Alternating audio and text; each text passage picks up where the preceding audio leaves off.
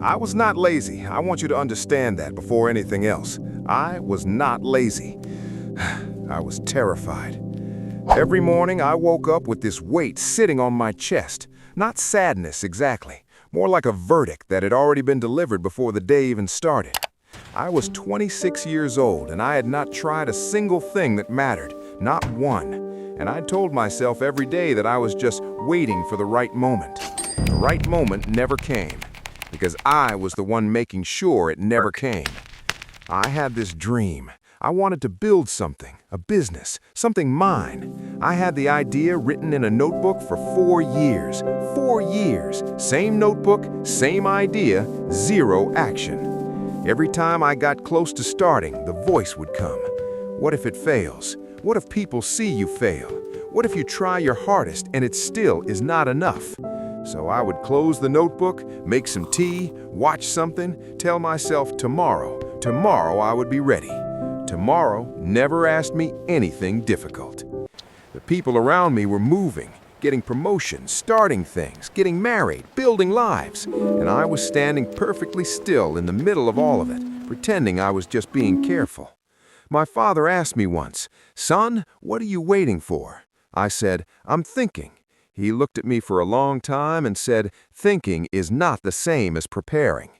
I did not speak to him properly for 3 weeks after that, not because he was wrong, because he was exactly right. At 28, I lost my job, not because I was bad at it, because I had been coasting so carefully for so long that when the company looked around for people worth keeping, I had made myself invisible. I remember sitting in my car in the parking lot after they told me, not crying, just sitting there, looking at my hands like they belonged to someone else. I had 1 month of savings, 30 days. I went home and I sat in my apartment, and for the first 3 days, I did not move except to eat. On the 4th day, I opened the notebook. I don't know why, I just did. I sat there and I read every single page, 4 years of an idea I had never let breathe. And something shifted, not inspiration, not motivation, something quieter and cooler than that. I thought, I have protected this dream so carefully from failure that I have already failed it. I had nothing, no job, almost no money, no reputation to protect, no image to maintain, and for the first time in my adult life, I had nothing left to lose. That is when I understood something that no motivational speech had ever made me understand. Fear needs something to protect. When you have nothing, fear has no job. I made one small move, just one. I sent one email to one person I had been afraid to contact for 2 years. I pressed send before I could think about it. My hand was shaking. They replied in 4 hours. That reply changed nothing and everything at the same time.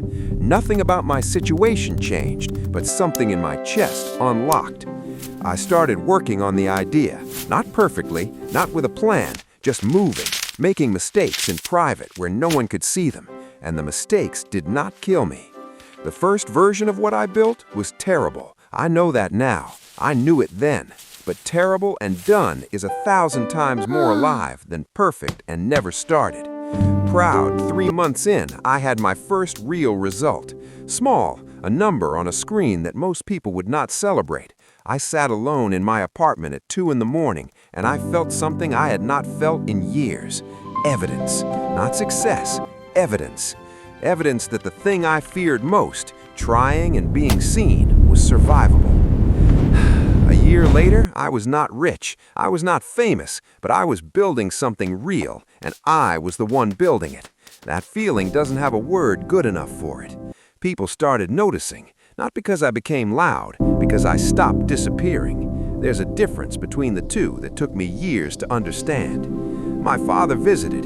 He walked around what I had built. He didn't say much. He just nodded slowly and said, "You were ready 4 years ago." I know, but at least you came. I still feel fear. I want to be honest about that. Every new thing I try, the voice comes back. What if it fails? What if it's not enough? But now I know what fear actually is. It's not a stop sign. It's a signal that something matters enough to be afraid of, and things that matter are exactly the things worth doing.